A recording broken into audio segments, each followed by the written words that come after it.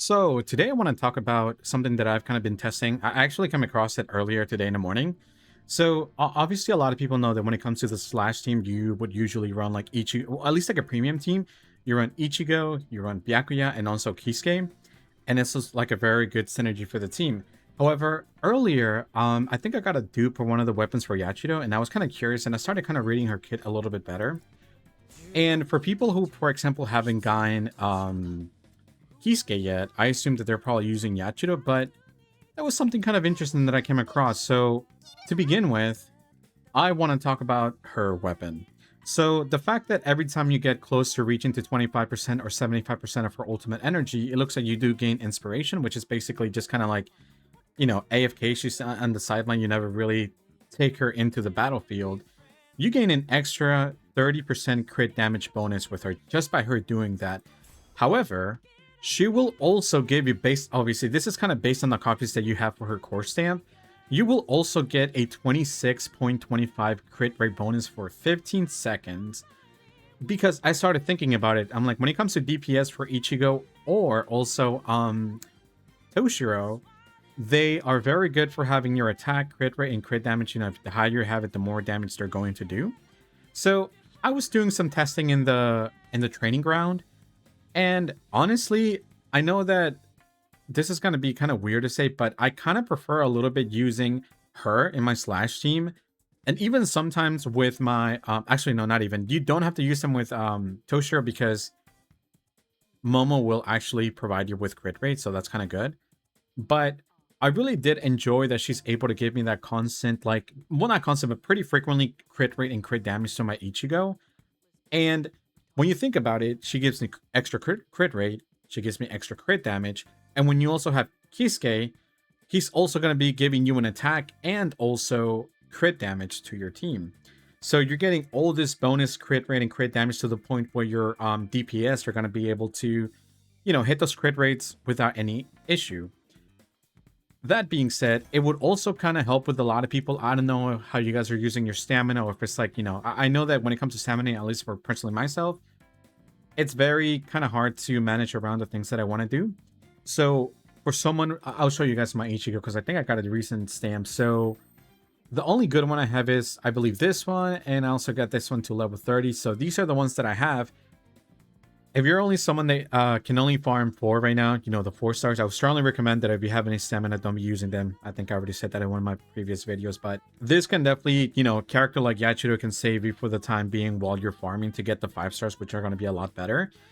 Hit those crit rate and also hit, better damage, because once you start getting into Trial Tower, there's going to be a lot of content that it would be kind of be more preferable to having like a mono team.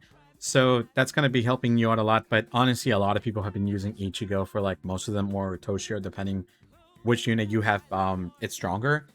And even though personally myself, I like Toshiro a little bit better than Ichigo, just because I feel like the damage when it comes to Toshiro, it's easier to get your ultimate. It's a little bit more consistent and fast. Ichigo is really good. That's crazy amounts of damage, but I feel like where he shines the most is going to be when he's in his hollow mask. And Ichigo takes a little bit of time to actually be to get to his ultimate state, and then you're dealing like a bunch of damage, and even then it's only for a short amount. You're going to be in that state, and then you just kind of like do a huge nuke of damage with his ultimate. But first, I'm going to go ahead and do the first premium team. So we have Byakuya, and then we also have Kiske. We're going to be popping his ultimate to get that extra crit damage and also the attack buff that we get from it. Then also with Byakuya, when you hold the X, we'll also give you like a lower rest pens when for the attacks for slash team. I'll make sure to pop everything what I can with Ichigo to make sure that I get the most crit rate out of his also his hollow state. And then after that, we're gonna pop a nuke and see how much damage he does. Yeah, so you're looking about 338 and damage with the premium team, and then this is going to be with Yachiru and also Kiske, so we're going to be getting the attack buffs from both of them, the crit damage and the crit rate as well. Plus, you got to keep in mind that Ichigo also gets extra crit rate and crit damage as well whenever you pop his ultimate if you have the weapon and the core stamp. I'm pretty sure, I know for a fact you get crit rate, but I also want to say you also get crit damage. But yeah, with that you get around 433. And then the thing about this is that even after I popped that, this is not like a one thing where like I popped it, I was like, okay, this is the ultimate. That I only got this like once every 5 tries or something. It was a pretty frequent, consistent damage that I was getting with them. So yeah, so that is honestly very impressive. Like, if for example you don't have like the resources, or you don't even have Kiske in general, and you have Yachiru, I would strongly recommend honestly building her. She's really good, not just for like the slash team. She honestly provides those buffs also to just other teams as well. And I don't know about you guys, but I do have her A6, because when Ichigo was still running, I actually went for his A2, and obviously she was part of the banner, so I managed to get copies of her. And also through the standard banner that they gave us, which they gave like I believe up to 300 pulls. So if you have her duped out, then that's even better. But her A6, when she's spectating, she will give you an extra like 12% extra damage. I believe the normal is just 20%. So she will give you an extra 12 with that. But basically, like, the more copies you get of her, she's just going to be, like, giving you more damage for the slash team. But like I said, even if that's the case and you're using her somewhere else, that's still pretty good. Like, she being able to get crit damage and crit rate is really, really good for characters. That way you're able to use them with your max potential. I'm really curious how they're going to make Rengoku. If she's gonna actually be buffing like with, I hope it's not just attack, but maybe some type of crit rate for Kinichimaru.